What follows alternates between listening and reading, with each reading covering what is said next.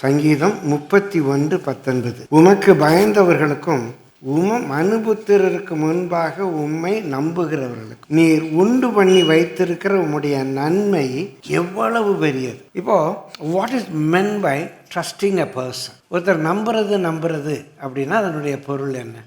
நம்புறதுன்னு சொன்னால் ஏதோ ஒரு காரியத்தில் அந்த ஆளை ரொம்ப நம்ம சார்ந்து இருக்கு. ஏ டீப் ரிலையன்ஸ் ஆன பர்சன். அவர் எனக்கு வேலை வாங்கி கொடுத்துருவாரு, அவர் எனக்கு இதை செஞ்சிருவாரு, நீ வீட்டுக்கு போனால் எனக்கு சாப்பாடு இருக்கும். அதில் வந்து நமக்கு ஒரு டீப் ரிலையன்ஸ், ஒரு ஆழமான சார்பு உண்டாகும். அப்புறம் யோசித்தேன் வேற என்ன அப்படின்னா, எதனால அந்த ஆள் நமக்கு கொடுத்த ஒரு வாக்கு தரும். உனக்கு கண்டிப்பாக வேலை வாங்கி தரேன் ஒருத்தர் சொல்லிட்டாரு, நீ படித்து முடிய ரிசல்ட் விட்டு நான் வேலை வாங்கி தரேன். His promise. பிரியமானவர்களே, அதில் இன்னும் யோசித்தேன், அந்த ஆளை பற்றி நமக்கு தெரிந்திருக்கிற ஒரு அறிவு.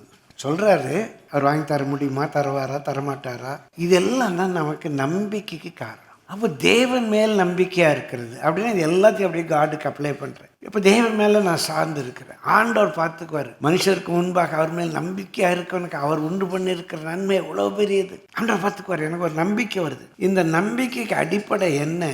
ஐ நோ ஹிஸ் கேரக்டர். அவர் இருக்கிறவராகவே செய்வேன்னு சொன்னால் செய்வார். எனக்கு அவருடைய கேரக்டர் தெரியும்.